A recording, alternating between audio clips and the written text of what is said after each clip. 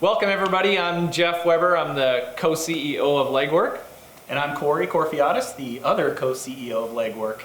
Welcome today, and today we're going to talk about practice growth and different dynamics around practice growth. So Corey, when we talk about practice growth, how do we define that? Patient count, revenue, brand, all the dynamics that come into growing a healthy practice. So let's just talk a little bit about what that means, maybe. What's important to the industry? Yeah, it's a broad question, right? Because there's a lot of ways you can take that question. I think we can start with the basic two parts, which is internal, what happens inside the practice and how do you grow the practice from inside, and then the external, how do you grow the practice from the outside. I think that's the best way to kind of dissect down the two different variables, because as we know with working, especially with solo practices, there's a tendency to think that the growth comes purely from the outside in, whereas you and I know, and oftentimes a larger business might realize that a lot of the business comes from the inside out. Yeah. And so you and I and our teams, they spend a lot of time training on how much growth there is within the practice as opposed to just outside the practice. So that's the way I like to dissect it, is outside and inside. Yeah, good point. Very good point, actually. So two, kind of a dichotomy there. The concept, and they're very, very different strategies, very, very different efforts to be able to grow externally and draw in new patients and new leads, and then growing internally based on referrals and the patients you already have. So let's break those down and talk about them distinctly here.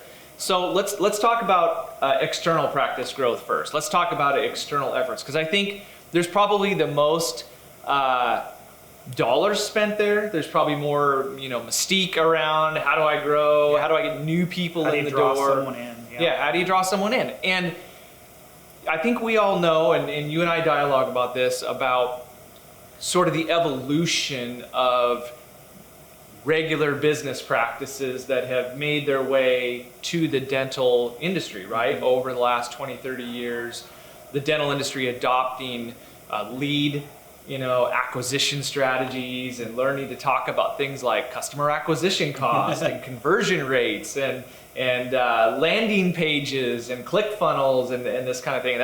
That's become a real topic, and it's a real business endeavor to grow a dental practice these days. So I think it'd be helpful to our viewers to talk about the some tactics around externally growing your patient base. So you're the marketing guru, so let's talk about that for a little bit, if you want to riff on that a little bit. Well, sure. I think that the tactics that hover around the external processes, to me, what I like to help dentists understand.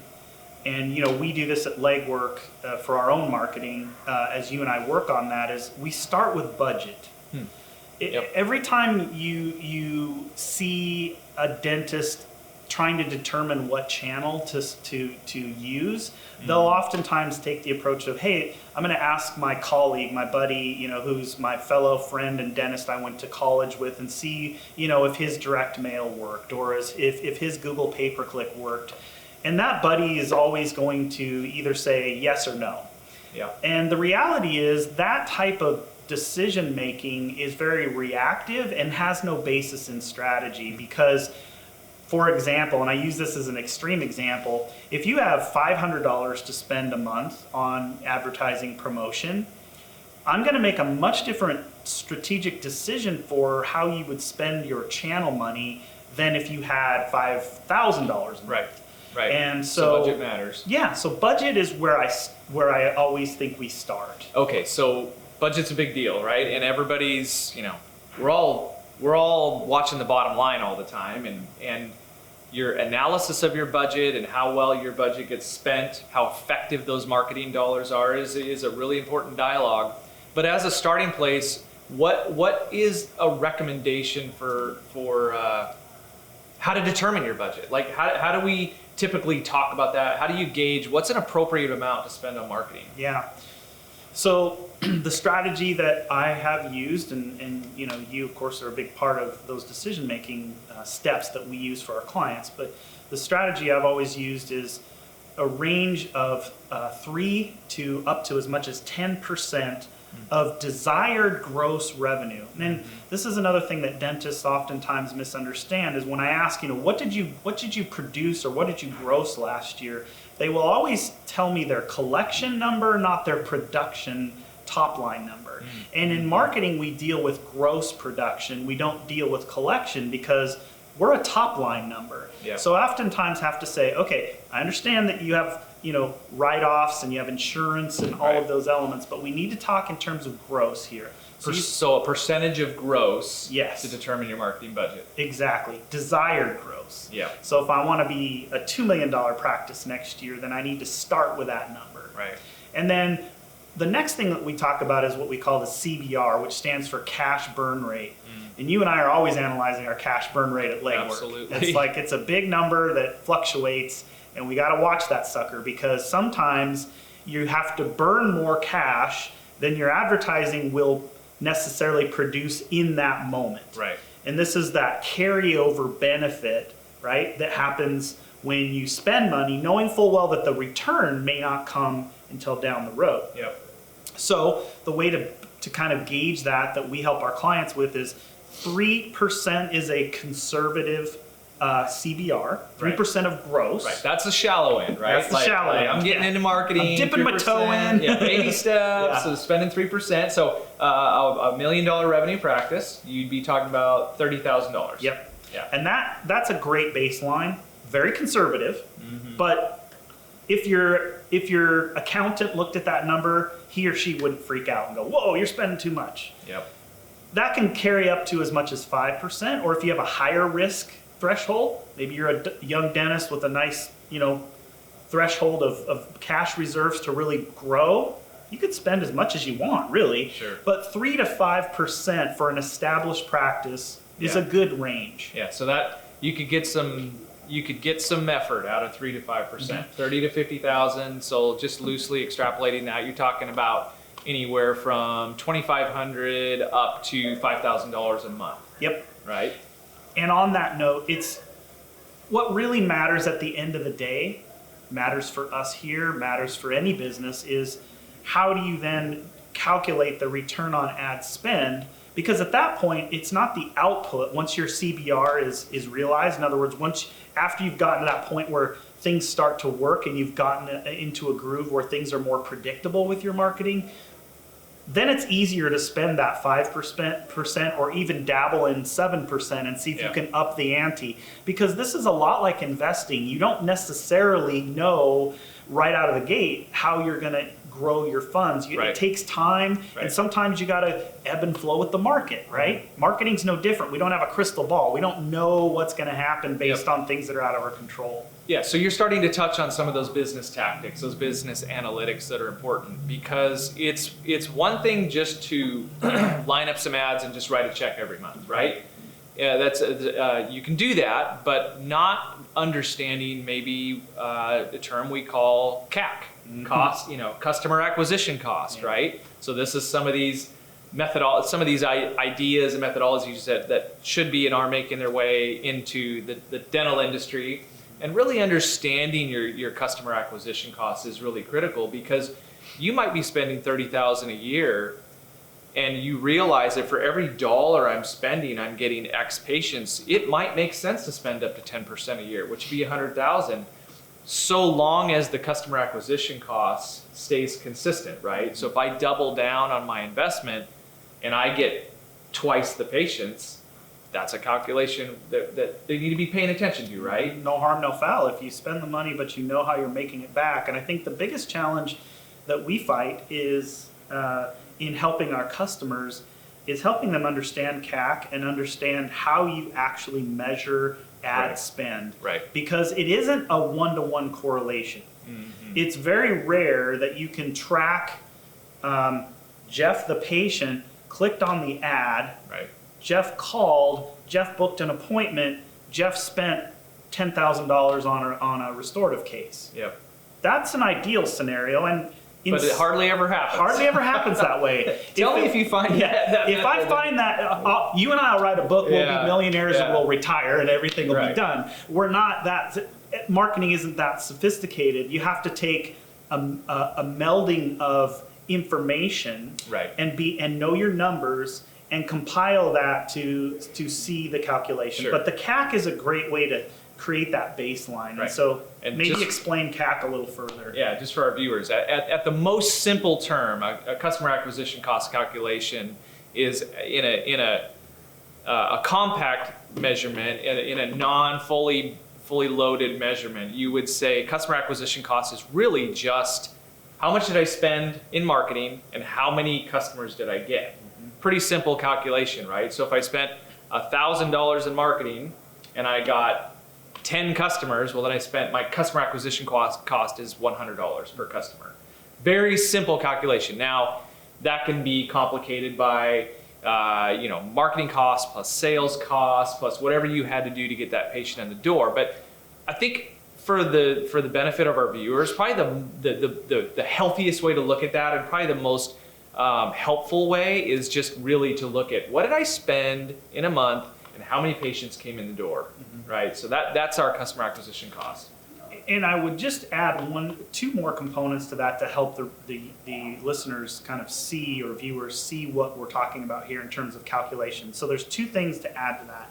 One is, it's not how many new patients came in the door, because valuation of a customer, or a patient in this case, is on the whole patient life cycle and the whole patient value. So for example, if an ad brings in an existing patient that was perhaps otherwise not going to schedule, but they were reminded, or they had a service, etc., the value that we use, the calculation we use to evaluate a patient per year on a national basis is a minimum value per year of $1,000 and a lifetime value of $5,000.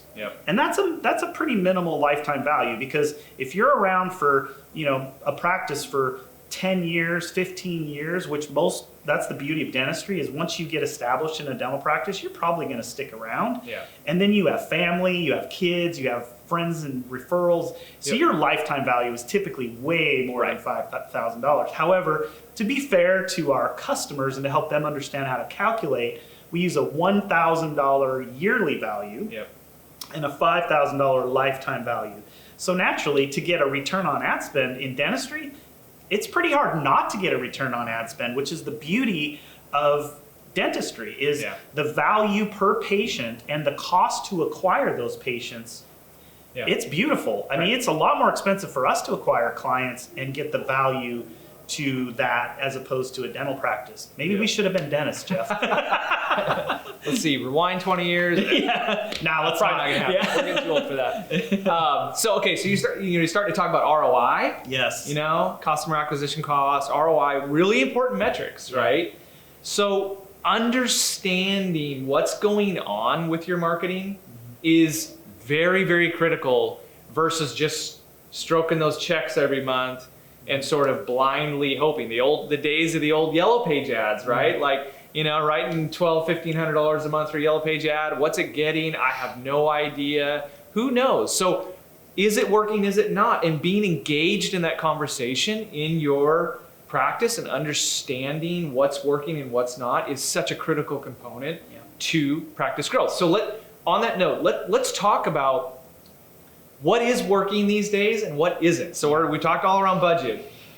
What's working? Like what's out there? And if someone's gonna say, "Hey, I'm gonna go big. I'm gonna spend 7, 8, even 10%." How do they know, or can they have some comfort around what's working? So what's working these days? I mean, what are we seeing out in the industry? What are we seeing that's being effective? Well, the beauty of where we are from a marketing perspective today versus where we were even 5 years ago is the ability to see into, at a granular level, what's going on. That can be an asset, and it can be a little bit scary when you reveal what's sort of under the hood when it comes to marketing. For example, in the old days, we were only able to buy a billboard or buy a television commercial or buy a radio commercial. Right. And based on Nielsen ratings, we would estimate what kind of viewership we would get. You could never really track back how that was converting into ROI. Yeah, pretty challenging. With digital, there's a pro, which is that's a little more sequential. You can see the path to success. Yeah. Again, it's not perfect because there's multiple decision-making factors that can erode that ability to see from here to here. However, it's more trackable, and it's but it also makes you realize the conversion rate is a lot lower than I think people thought advertising could provide. Yeah. And this is where you have to understand top of mind awareness is valuable, but harder to track. So branding, just top of mind. When I have a need for the service, Yep. I want to be thinking of that practice. That has a lot of value, hard to quantify. Yeah. Then you combine that with more of a direct, what you and I call up the gut approach, which is up the gut. Advertising where there's more intentionality. Right. Calls to action, CTAs, things like that. So, to your question, to make sure we get to the answer, I wanted to give that context, but to get to the answer, it's a multi-tiered approach of top of mind blended with what we call remarketing and intent-based advertising. So Facebook, top of mind. I didn't have a need for your services at the time I saw the ad, but your ad caught my attention, so I stopped by your website. That would be a top of mind ad. Right. We see lots of advertising. Hanging out in their living room, just being a brand that's around them, and 3 weeks later, my tooth hurts.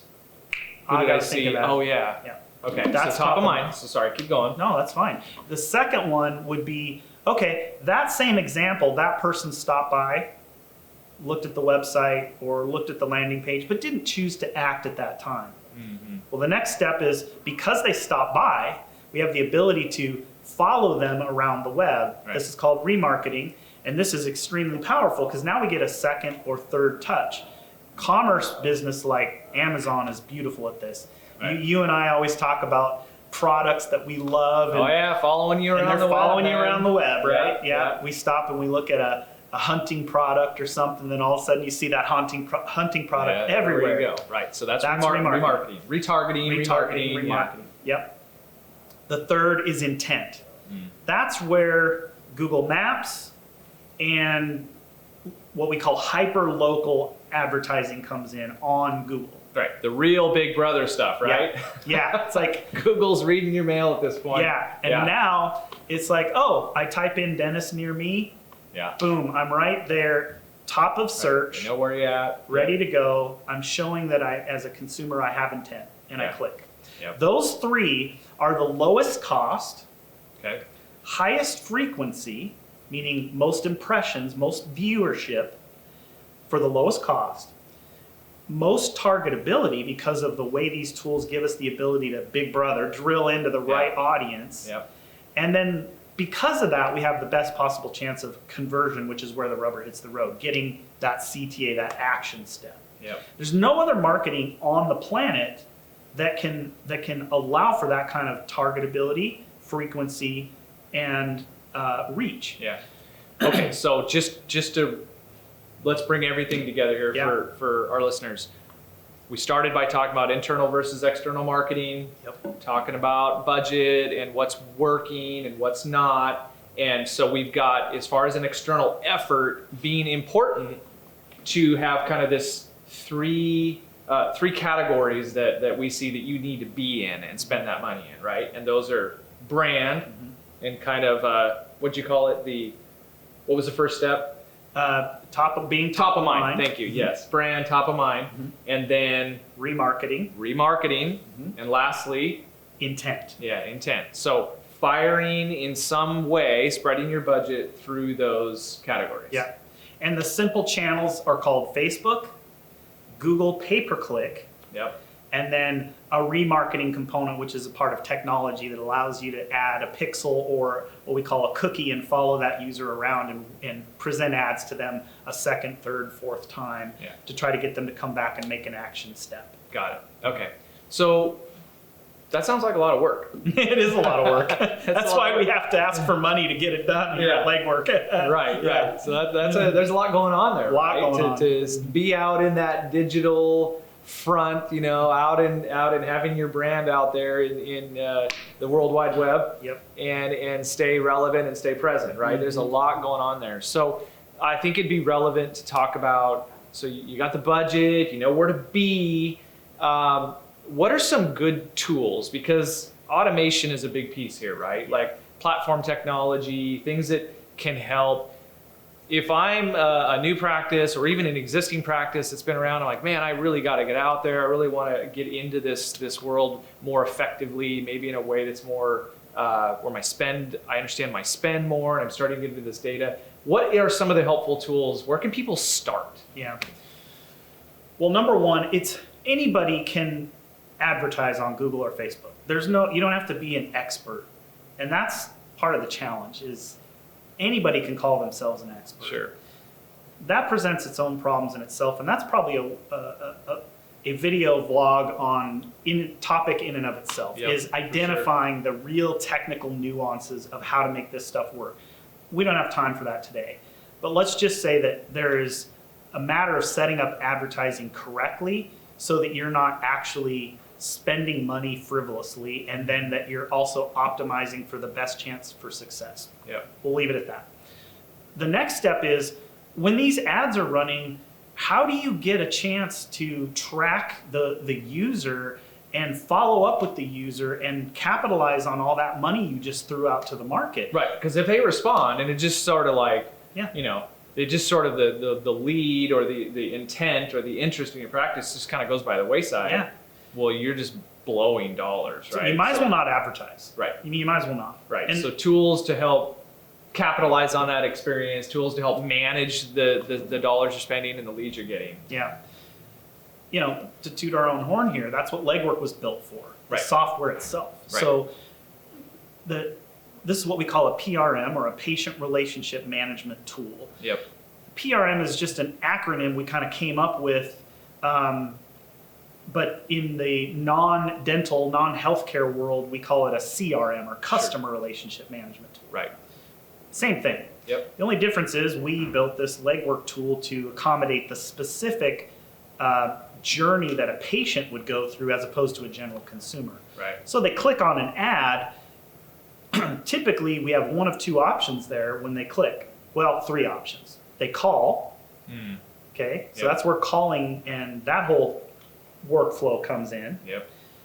They book online. Legwork provides that functionality so that we create that seamless experience from ad to booking, which we know from percentages and whatnot that 70% of the consumers would prefer to not call. Correct. So that's a big component that people need to start adopting and thinking about. Being able to book online, leads dropping into a page, a landing page where they can self-service, Take an action, self-serve. I mean, we do that with everything today. Uber, hotels. Sure. So dentistry needs to adopt that. Yep. And then the third component is, well, there's really four. The fourth one is they do nothing and they bounce, they leave. That's where remarketing comes in, because you don't want to just let go of that money you spent to get them there. You want to follow them around, try to bring them back. Yep. The third one, which is in the middle, is maybe they're not ready to take an action step yet, or make a booking happen, but they want to know more. And that's where the click funnel on your website and Legwork software come together once again. Is, let's say you're interested in Invisalign and you've been attracted to a landing page through advertising. You're not quite ready to book yet, so we present to you an assessment. Get you thinking about what are the benefits of Invisalign, an interactive click-through kind of quiz or assessment. But in exchange for that, you've got to give me some contact information. Name, phone number, email, something to that effect. That content needs to go somewhere. That's where the Legwork PRM comes into play, is that seamless interaction between ad to landing page to content collection, patient relationship management. We get that contact information, and then we are allowed to, or it gives us the ability to follow up and continue to nurture that user to hopefully convert to the online booking form, and boom, we're off and running. So it gives us that second, third opportunity to capture that audience. Right. So some type of technology, landing pages, click funnels, ways of getting, squeeze pages, maybe you've heard that name, to get information, ways of getting contact information from leads that come in, so they don't just bounce and leave, right? So uber important that your marketing, you have these systems in place so that you're not just maybe getting a single phone call, maybe the phone doesn't get answered and they're gone, right? So the right technology is really a multiplier of your dollars. Absolutely. It's a multiplier of your efforts, because you're now able to capitalize on so many more opportunities and touch points if you have the right tools in place. But so often those tools are not in place, they're not cohesive, they don't work together in an ecosystem that can really stay in touch with leads, follow up with leads, retarget those leads to nurture them to a patient. So that platform, super specific in what it does for you, but super, super important. Yep. Right? Yep. Yeah. Well, that's great. So you go to the effort, you spend the money, you get a lead, and you have it in your system and you can see it. How then what's the human element of that? Like, where does the practice then come into play? I mean, you get the ball to the 5-yard line, and then you pass it into the end zone and it's a fumble, right? Or you fumble, Or you fumble. It's like, it's in your court now, right? It's like, now it's time for the practice to step up. Yeah. The systems have done their job. So what the human element of this is like, where do we see that fall down sometimes? Or where do we see good examples? I mean, how should the practice be ready to deal with the leads that come in? Well, the best example I can give here is, again, we have to think about to use the football analogy, did it get passed or handed off, or perhaps, maybe it was a half pass, there was a variable. A shuttle pass. A shuttle pass, thank you. I'm not a big football fan, obviously. So a shuttle pass as another example. So those three, there's variables in how they come into the practice. Yeah. Almost every time they're gonna have a touch point where the practice coordinator gets involved. Mm-hmm. That's where potential for fumble, right? Yep. So if what we know from statistical information is, and this is really unfortunate, but it's not necessarily the fault of a dental practice. The typical solo practice, specifically, that front office person or the manager and some coordination thereof has multiple responsibilities. Sure, wearing a lot of hats, Yeah. phones ringing, people walking in. So this isn't a slam on them. It's a reality of how dentistry is set up. Yep. But the reality is 20% of all calls going into a practice go to voicemail. Wow. Yep. On average. Yep. That's a problem. Yep. It's not a problem that is because someone's not doing their job. It's the reality of dentistry. Sure. And with the world we live in being having this need for accessibility, this is where, again, the online booking component is really important, because it can spread out that workload and give that user the seamless experience that they're actually booking. So that's number one. Using technology to help. Using technology to help. Number two is using the reality that a software is not, especially in automation software and marketing, is not a set it and forget it process.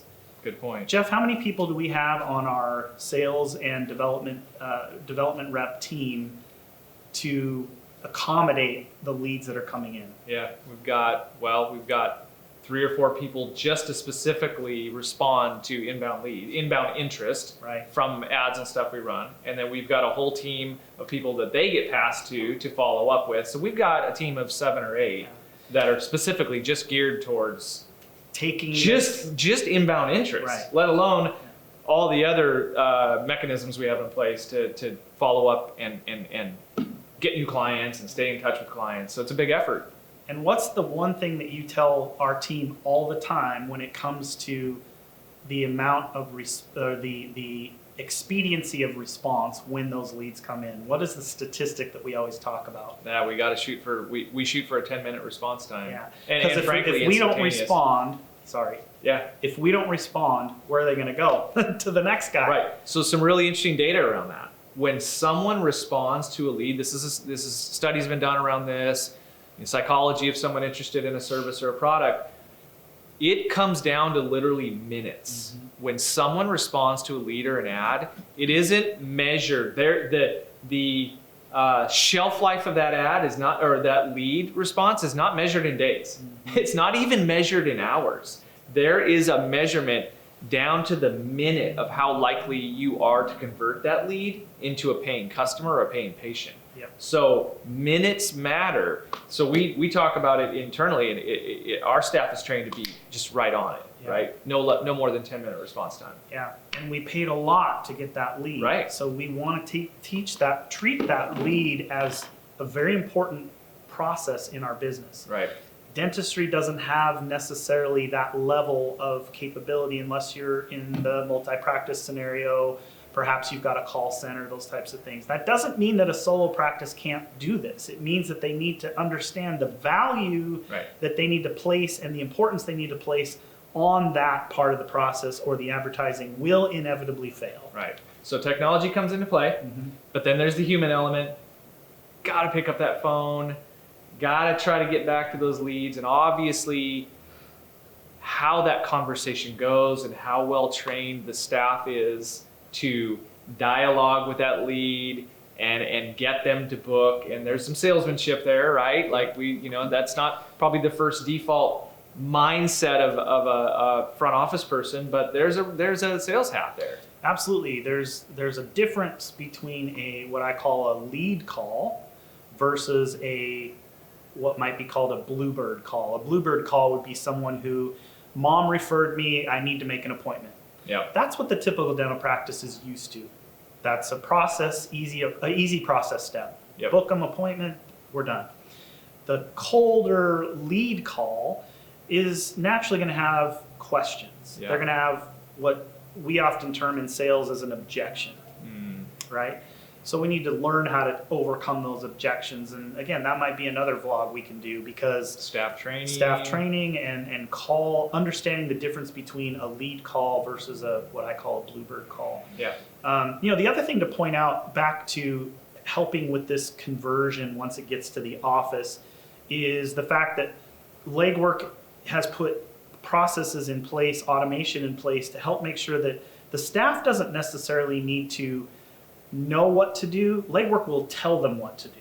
So for example, as that lead comes in from the ad, the staff will be notified in the dashboard. Yep, sure. So the accountability is really just on the action step of the practice, taking that next step and actually doing that 1 to 5 minute follow-up, as opposed to 48-hour follow-up or 24-hour follow-up. Yeah. So all the puzzle pieces are there. Yeah. It just comes down to, can we get the processes in the office to match the urgency needed for the ad to convert? Yep. And that's where sometimes the challenge is in making sure that the advertising is successful. Yeah. Takes intentionality, takes good business practices, takes, not just hanging your shingle out and hoping people come in by default. There's tactics, there's training, there's a lot of sophistication around that these days. So just to rewind a little bit, we're down to talking about budget. We're talking about strategy and techniques and tools, and all the way down to the staff. And Corey, we could probably go on for quite a while on this. It's growing practices is a passion of ours, and the tools it takes to get there. And we started the conversation by saying there's kind of a dichotomy there between internal tactics and external. I think we should probably leave internal for another day, another session for another video. And I think we've done a good job touching on the external tactics here, and hopefully it's been helpful to our listeners. Just any last parting words as we wrap things up? Well, obviously, we always love to talk to dental practices, whether they're a Legwork customer or not. Sure. You know as well as I do, our passion lies in helping dental practices because whether they use legwork or not, we need the dental industry to grow and thrive for us to Absolutely. continue to feed our families and Yep. for our team to feed their families. Yep. So we are more than interested in assisting with these kinds of questions, and we are here as a resource. And you can reach us by looking at the YouTube page, and there's ways to contact us, which we'd love to hear from you. So, feel free to reach back to us, and we'll be happy to help. Sure. Yeah. All right. Well, thanks everybody. That wraps up our session, and we look forward to seeing you on the backside. And we'll be talking about internal tactics in our next session. Yep. See you, everybody. Bye-bye.